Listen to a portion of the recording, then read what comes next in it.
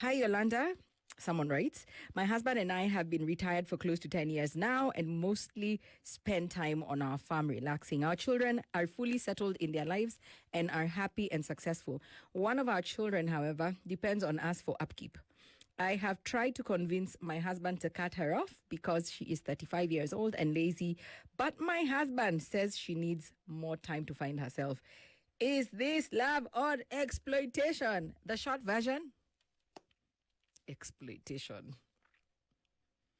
Exploitation. My producer, Edwin Sifuna Masaku, says if you have it, take care of your children for as long as you can, right? Because you worked so hard. What did you work so hard for? These parents are not going to die and go with the money or the wealth they have, worked so hard for. So you work hard for the generation that comes after you. No matter how long. Some people are late bloomers. But my producer also is young, right? Still young, bright-eyed, bushy-tailed, impressionable. And then there's salt of the earth. There's me, not Methuselah, but I feel like I come from an old school setting where, or not even like my personal feelings, forget old school or whatever. I personally feel as a parent that when you remove our intellect and socialization, we are animals like any other. Just look at the jungle and how animals take care of their children. A lion, for instance, is going to have a cub and fend for it until it can hunt for itself. And I feel like when you remove that socialization part of a human being, we're no different from animals. You're only supposed to take care of your child until they can fend for themselves. Okay, who's to say that there's a magical number when they're supposed to be ready? There's none. I agree. There are late bloomers. But as long as I've taken you to school, I've given you a decent education, what I can as a parent, and, I've taken care of you until you are adult age. Ain't no way in hell am I sending a 35-year-old money. Who do I look like? Your fairy godmother? Okay, no, I'm your mom, but you know what I mean. I'm just like, no. There has to be a problem. I feel like whoever has written this to us is giving us the tail end of this conversation. You have to tell us why this child is asking for money and still dependent on you at 35.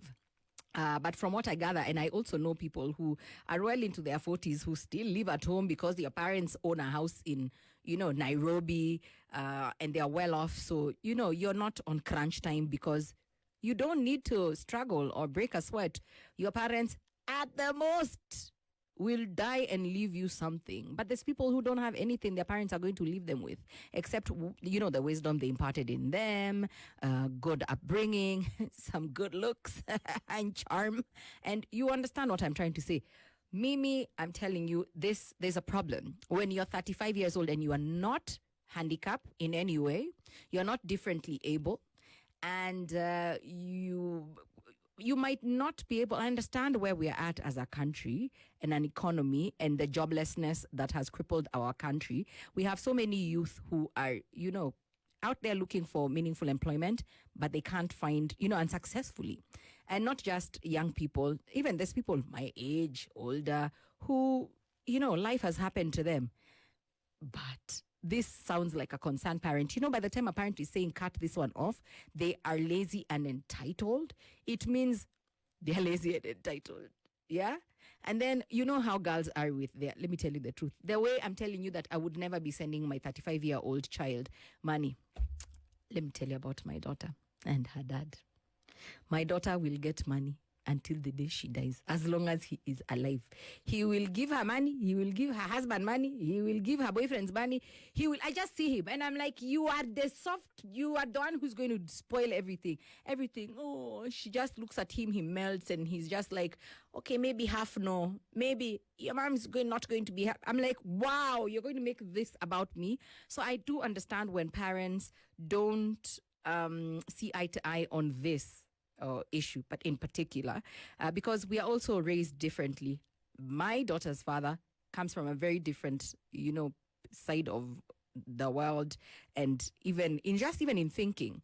And I as well think that after you have finished school, get out of my house, and into whatever you're going to, go and fend for yourself. Because guess what? If it's a man, life is so cruel when a man cannot take care of himself. But life is crueler, Pro Max, to a woman who cannot take care of herself. You have to be able to fend for yourself. And then success varies. We all look at success very differently. Your children will not all be equal in terms of their achievements, right? But you have to count for something. And I don't place happiness, I don't peg happiness on how much money you make. You understand? But your child has to have a fulfilling life in that they're probably in a career of their choice. They are probably living in a decent house. They are probably... You understand what I'm trying to say? So I don't understand how you're 35 years old and you're finding yourself. What do you mean you're finding yourself at 35 years old? You're mad.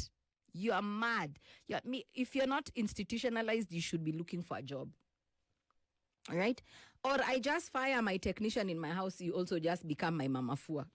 Because I'm not understanding how you're 35 years old and you're lost. Okay, I'm still lost at 40. I'm still trying to find myself. But am I not here? I'm not here sunbathing. Don't come here because I like this studio. Okay, I do love what I do, but I'm also here because man must live. Yeah? So I call it exploitation. Children sometimes know how far they can push their parents. So I feel like this is someone who has been given a crutch and they're using it. So how would you send your adult child who's 35 years old, who has refused to work because they are lazy? Would you keep sending them upkeep until they find themselves?